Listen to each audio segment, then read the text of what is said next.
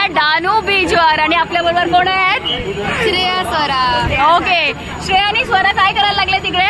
चलो बोला. आम्ही आमच्या पौरसंस्थेतर्फे इकडे एनजीओ वाढल्या. चला दाखवा तुमचं एनजीओ पण मला. आमच्या एनजीओचे खूप लोक नाही आले आज कारण वर्किंग आहे म्हणून आम्ही कॉलेजचे इकडे आले. ओके, अच्छा.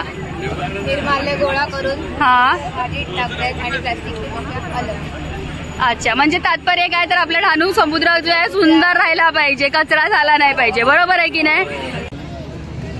नमस्कार, मी प्रगती पाटील. आपण आहोत डहाणू समुद्रावर आणि बघा माझ्या पाठीमागे तुम्हाला दिसत असेल की लिहिलेलं आहे डहाणू नगरपालिकेने म्हणजे नगर परिषदने हे निर्माल्य संकलन वाहन ठेवलेलं आहे. आता हे वाहनाचा काय उपयोग आहे इथे?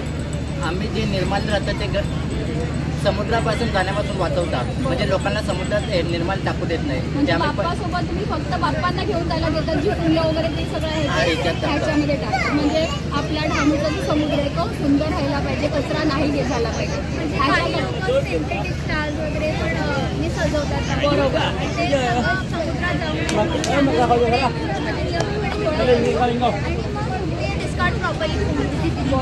छान, मस्त. म्हणजे हे लोकांचा हा दरवर्षीचा किती वेळापासून तुम्ही हा सुरू केला उपक्रम? 4-5 वर्ष झाली. म्हणजे 4-5 वर्षापासून मी तर दरवर्षी बघते यांना की हे लोक इथे भरपूर मुलं मुली असतात आणि ते हे उपक्रम करतात. म्हणजे कॉन्सेप्ट सुचलं कोणाला? फाउंडरचं नाव काय? अजय रविदास. अजय रविदास म्हणजे हेड आहेत. त्यांच्या एनजीओला क्रेडिट केलं पाहिजे की त्यांना हे कॉन्सेप्ट सुचले. थँक्यू. माझं गणपती बाप्पा मोरया. मंगलमूर्ती मोरया. थँक्यू.